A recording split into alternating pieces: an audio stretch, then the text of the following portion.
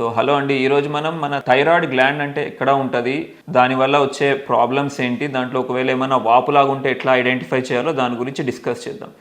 ఇంకా మనకు చాలామంది ఇప్పుడు థైరాయిడ్లో వచ్చే మోస్ట్ కామన్ డిసీజ్ గురించి మాట్లాడదాం. మోస్ట్ కామన్గా థైరాయిడ్లో మనం చాలామంది పేషెంట్స్ థైరాయిడ్ తగ్గిపోవడం వల్ల అంటే హైపోథైరాయిడిజం అంటారు.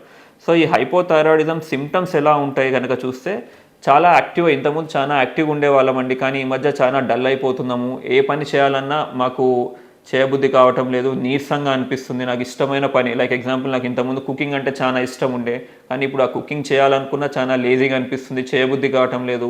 ఇంకా వెయిట్ గెయిన్, ఏం తినకున్నా కూడా వెయిట్ గెయిన్ అనేది ఎక్కువ అవుతుంది, హెయిర్ ఫాల్ ఎక్కువ అవుతుంది. ఇంకా లేడీస్లో కనుక చూస్తే మెన్స్ట్రల్ ఇర్రెగ్యులారిటీస్ ఉండడము, ఇన్ఫర్టిలిటీ ఇష్యూస్ ఉండడము. సో ఇవన్నీ ఏంటంటే మనకు హైపోథైరాయిడిజంతో రిలేటెడ్ అయి ఉంటాయి. సో మీకు కనుక ఇలాంటి సిమ్టమ్స్ ఏమన్నా ఉన్నాయి అనుకుంటే simple blood test, thyroid profile, ఒకసారి మీరు మీ డాక్టర్ని కలిస్తే వాళ్ళు ఒకసారి మీ సిమ్టమ్స్ అంతా చూసి దీనికి చేసుకుంటే simple blood test thyroid profile అంటారు. అంటే ఇందులో T3, T4, TSH అని ఉంటుంది.